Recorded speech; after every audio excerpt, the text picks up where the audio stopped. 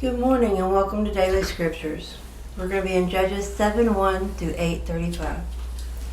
Then Jerubbaal, that is Gideon, and all the people who were with him rose early and encamped beside the well of Harod, so that the camp of the Midianites was on the north side of them by the hill of Moreh in the valley.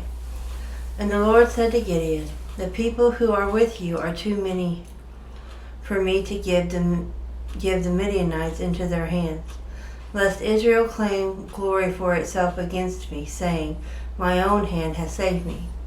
Now therefore proclaim in the hearing of the people, saying, 'Whoever is fearful and afraid, let him turn and depart at once from Mount Gilead.' And 22,000 of the people returned, and 10,000 remained. But the Lord said to Gideon, 'The people are still too many. Bring them down to the water, and I will test them for you there. Then it will be that of whom I say to you, this one shall go with you, the same shall go with you. And of whomever I say to you, this one shall not go with you, the same shall not go.'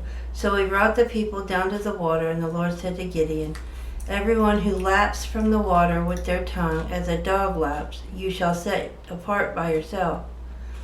Likewise, everyone who gets down on his knees to drink.' And the number of those who lapped, putting their hands to their mouth, was 300 men. But all the rest of the people got down on their knees to drink the water. Then the Lord said to Gideon, 'By the 300 men who lapped, I will save you, and deliver the Midianites into your hand. Let all the other people go, every man to his place.' So the people took provisions and their trumpets in their hands. And he sent away all the rest of Israel, every man to his tent, and retained those 300 men. Now the camp of Midian was below him in the valley.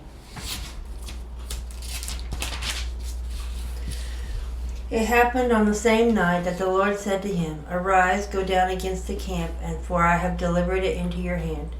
But if you are afraid to go down to the camp with Purah your servant, and you shall hear what they say, and afterward your hands shall be strengthened to go down against the camp.' Then he went down with Purah his servant to the outpost of the armed men who were in the camp. Now the Midianites and the Amalekites, all the people of the east, were lying in the valley, as numerous as locusts, and their camels were without number, and as the sand by the seashore in multitude. And when Gideon had come, there was a man telling a dream to his companion. He said, 'I have a dream. To my surprise, a loaf of barley bread tumbled into the camp of the Midian. It came to a tent and struck it, so that it fell and overturned, and the tent collapsed.' Then his companion answered and said, 'This is nothing else but the sword of Gideon, and the son of Joash, a man of Israel. Into his hand God has delivered Midian and the whole camp.' And so it was, when Gideon heard the telling of the dream and its interpretation, that he worshipped. He returned to the camp of Israel and said, 'Arise, for the Lord has delivered the camp of Midian into your hand.' Then he divided the 300 men into 3 companies, and put a trumpet into every man's hand, with empty pitchers and torches inside the pitchers. And he said to them, 'Look at me and do likewise. Watch, and when I come to the edge of the camp, you shall do as I do. When I blow the trumpet, I and all who are with me, then you also blow the trumpets on every side of the whole camp, and say, the sword of the Lord of Gideon.' So Gideon and the 100 men who were with him came to the outpost of the camp at the beginning of the middle watch, just as they had posted the watch, and they blew the trumpets and broke the pitchers that were in their hands. Then the 3 companies blew the trumpets and broke the pitchers. They held the torches in their left hands, and the trumpets in their right hands were blowing. And they cried, and the sword of the Lord of Gideon. And every man stood in his place all around the camp, and the whole army ran and cried out and fled.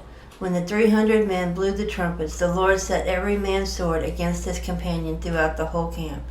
And the army fled to Beth-Acacia toward Zerah, as far as the border of Abel Mahola by Tabbath. And the men of Israel gathered together from Naphtali, Asher, and all Manasseh, and pursued the Midianites. Then Gideon sent messengers throughout all the mountains of Ephraim, saying, "Come down against the Midianites, and seize from them the watering places as far as Beth-barah and the Jordan." Then all the men of Ephraim gathered together and seized the watering places as far as Beth-barah and the Jordan. And they captured 2 princes of the Midianites, Oreb and Zeeb. They killed Oreb at the rock of Oreb, and Zeeb they killed at the winepress of Zeeb. And they pursued Midian and brought the heads of Oreb and Zeeb to Gideon on the other side of the Jordan. Now the men of Ephraim said to him, "Why have you done this to us by not calling us when you went to fight with the Midianites?" And they reprimanded him sharply. And he said to them, "What have I done now in comparison with you? Is not the gleaning of the grapes of Ephraim better than the vintage of Ebenezer? God was delivered into your hand, the princes of Midian, Oreb and Zeb. And what was I able to do in comparison with you?" Then their anger toward him subsided when he said that. When Gideon came to the Jordan, he said to the 300 men who were with him, crossed over, exhausted but still in pursuit. Then he said to the men of Succoth, "Please give loaves of bread to the people who follow me, for they are exhausted, and I am pursuing Zebah and Zalmunna, kings of Midian." And the leaders of Succoth said, "Are the hands of Zebah and Zalmunna now in your hand, that we should give bread to your army?" So Gideon said, "For this cause, when the Lord has delivered Zebah and Zalmunna into my hand, then I will tear your flesh with the thorns of the wilderness and the briars." Then he went up from there to Penuel and spoke to them in the same way. And the men of Penuel answered him as the men of Succoth and answered. So he spoke to the men of Penuel, saying, "When I come back in peace, I will tear down this tower." Now Zebah and Zalmunna were at the Karkor, and their armies with them, about 15,000, all who were left of all the army of the people of the east. For 120,000 men who drew the sword had fallen. And Gideon went up by the road of those who dwell in the tents in the east of Nobah and Jogbah, and attacked the army while the camp felt secure. When Zebah and Zalmunna fled, he pursued them, and he took the 2 kings of Midian, Zebah and Zalmunna, and routed the whole army. Then Gibeon the son of Joash returned from battle from the ascent of the Hares, and he caught a young man of the men of Succoth and interrogated him.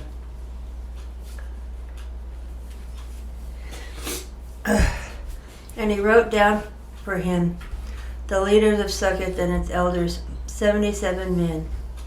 And he came to the man of Succoth and said, "Here are Zebah and Zalmunna, about whom you ridiculed me, saying, Are the hands of Zebah and Zalmunna now in your hand, and that we should give bread to you, your weary men?" And he took the elders of the city and thorns of the wilderness and briars, and with them he taught the men of Succoth. He tore down the tower of Penuel and killed the men of the city. And he said to Zebah and Zalmunna, "What kind of men were they whom you killed at Tabor?" So they answered, "As you are, so were they. Each one resembled the son of a king." Then he said, They were my brothers and the sons of my mother, as the Lord lives. If you had let them live, I would not kill you. And he said to Jether his firstborn, Rise, kill them. But the youth would not draw his sword, for he was afraid, because he was still a youth. So Zebah and Zalmunna said, Rise yourself and kill us, for as a man is, so is his strength. So Gideon rose and killed Zebah and Zalmunna, and took the crescent ornaments that were on their camels' necks. And the men of Israel said to Gibeon, Rule over us, both you and your son, and your grandsons also, for you have delivered us from the hand of the Midian. But Gideon said to them, I will not rule over you, nor shall my son rule over you. The Lord shall rule over you. Then Gibeon said to them, I would like to make a request to you, that each of you would give me the earrings from his plunder, for they had golden rings, because they were Ishmaelites. So they answered, We will gladly give them. And they spread out a garment, and each man threw into it the earrings from his plunder. Now the weight of the gold earrings that he requested was 1,700 shekels of gold, besides the crescent ornaments, pendants, and purple robes, which were on the kings of the Midian, and besides the chains that were around their camels' necks. Then Gibeon made it into an ephod and set it up on his city. Orpha and all Israel played the harlot with it there. It became a snare to Gideon and to his house. Thus Midian was subdued before the children of Israel, so that they lifted their heads no more. And the country was quiet for 40 years in the days of Gideon. Then Jerubbaal the son of Joash went and dwelt in his own house, Gideon and 70 sons who were his offspring, for he had many wives. And his concubine who was in Shechem also bore him a son, whose name he called Abimelech. Now Gideon and the son of Joash died at a good old age, and was buried in the tomb of Joash as his father in Orpha of the Abiezrites. So it was as soon as Gideon was dead, the children of Israel again played the harlot with the Baals, and made Baal-berith their god. Thus the children of Israel did not remember the Lord their God, who had delivered them from the hands of all their enemies on every side. Nor did they show kindness to the house of Jerubbaal, Gideon, in accordance with the good that had done to Israel. Psalms 49, 10 and 20. For he sees wise men die, likewise the fool and the senseless person perish, and leave their wealth to others. Their inner thought is that their houses will last forever, their dwelling places to all generations. They call their lands after their own names. Nevertheless, though in honor does not remain, he is like the beasts that perish. This is the way of those who are foolish, and of their posterity who prove their sayings. Like sheep that are laid in the grave, death shall feed on them. The upright shall have dominion over them in the morning, and their beauties shall be consumed in the grave, far from their dwelling. But God will redeem my soul from the power of the grave, for he shall receive me. Do not be afraid when one becomes rich, when the glory of his house is increased. For when he dies, he shall carry nothing away. His glory shall not descend from him. Though while he lives, he blesses himself. For men will praise you when you do well for yourself. He shall go to the generation of his fathers. They shall never see light. A man who is in honor, yet does not understand, is like beasts that perish. Proverbs 14, 22 to 24. Do they not go astray who have devised evil? But mercy and truth belong to those who devise good. But in all labor there is profit. But an idle chatter leads only to poverty. The crown of the wise is their riches, but the foolishness of their fools is folly. Luke 15:11-32. Then he said, a certain man had 2 sons, and the younger of them said to his father, Father, give me the portion of good that falls to me. So he divided it to them his livelihood. And not many days after, the younger son gathered all together, journeyed to a far country, and there wasted his possessions with prodigal living. But when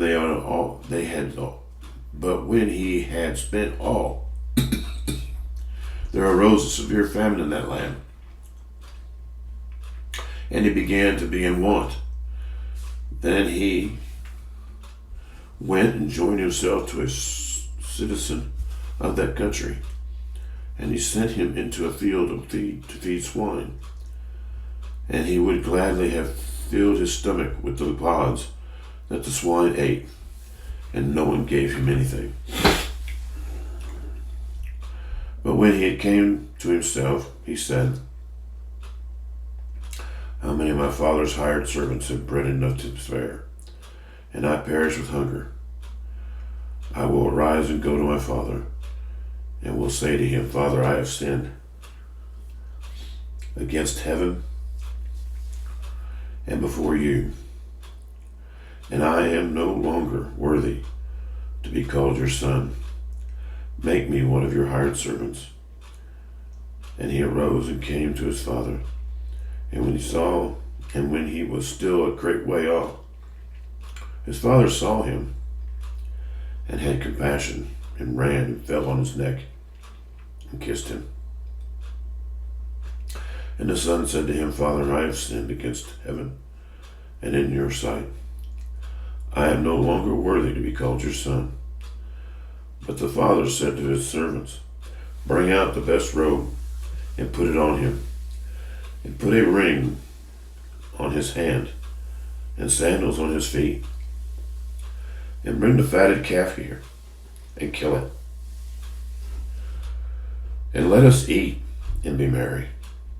For this my son was dead and is alive again. He was lost and he's found. And they began to be merry. Now his older son was in the field, and as he came and drew to the house, he heard music and dancing. So he called one of the servants and asked what these things meant. And he said to him, your brother has come, and because he has received him safe and sound, your father has killed the fatted calf. But he was angry. It would not go in, therefore his father came out and pleaded with him. So he answered and said to his father, Lo, these many years I have been serving you. I never transgressed your commandment at any time.